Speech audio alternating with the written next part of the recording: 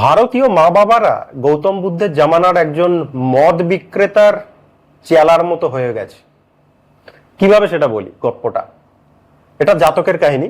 তো সেখানে হচ্ছে যে একজন দোকানদার যে মদ বিক্রি করে, সে তার চেলাকে বললে যে আমি একটু কাজে যাচ্ছি, তুই দোকানটা দেখিস এবং টাকা না নিয়ে কাউকে মদ বিক্রি করিস না। চেলা ছিল খুব ভালো মানুষ।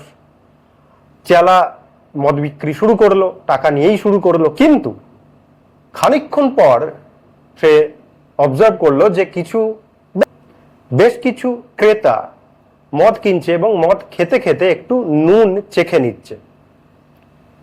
তার মনে হলো আমাদের মদে তো নুন নেই, তো নুন মিশিয়ে দিই। ওরা যখন আলাদা করে নুন খাচ্ছে, তার থেকে এটাই বেটার, তাদের আলাদা করে খেতে হবে না।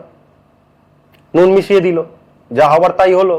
মানুষ তারপরে যখন কিনলো, খেলো, থুথু করে ফেলে দিল, সব দোকান ছেড়ে পালালো অন্য দোকানের কাছে।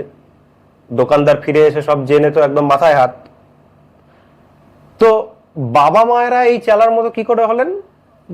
দেখবেন ভারতীয় বাবা মায়েরা এবং বাঙালি বাবা মারা তো বলেনি আকছার যে মা বাবা কি তোর খারাপ চায়। এই দোকানদারের চেলাও কি দোকানদারের খারাপ চেয়েছিলেন? না। খোকার নিজের জামা কাপড় কাচতে কষ্ট হবে, আমি কেচে দিই। তার ব্রেকফাস্টটা বানিয়ে নিতে কষ্ট হবে, আমি বানিয়ে দিই। খোকার কোন প্রফেশনে যাবে সেটা খুঁজতে কষ্ট হবে, আমি খুঁজে দিই। খুকিকে কেউ কিছু বললে সে উত্তর দিতে পারবে না, আমি উত্তর দিয়ে দিই। খোকা খুকি কাকে বিয়ে করবে বুঝতে পারছে না, আমি ঠিক করে দিই। মানে জীবনে সেগুলো যখন হবেই, সেই নুন যখন পরে চেটে খাবেই, আমি মিশিয়ে দিই আগে থেকে। বাবা মায়ের উদ্দেশ্য ভালো থাকে, খারাপ থাকে না। কিন্তু উদ্দেশ্য ভালো থাকলেই সবসময় যে তারা ভালোটাই করেন সেটাও নয়। এটা বাবা মায়েদের আজকের দিনে আরো বেশি করে বুঝতে হবে। যত তাড়াতাড়ি বুঝবেন, যারা বুঝবেন, তাদের ছেলে মেয়েরা জীবনে সাফার করবে না।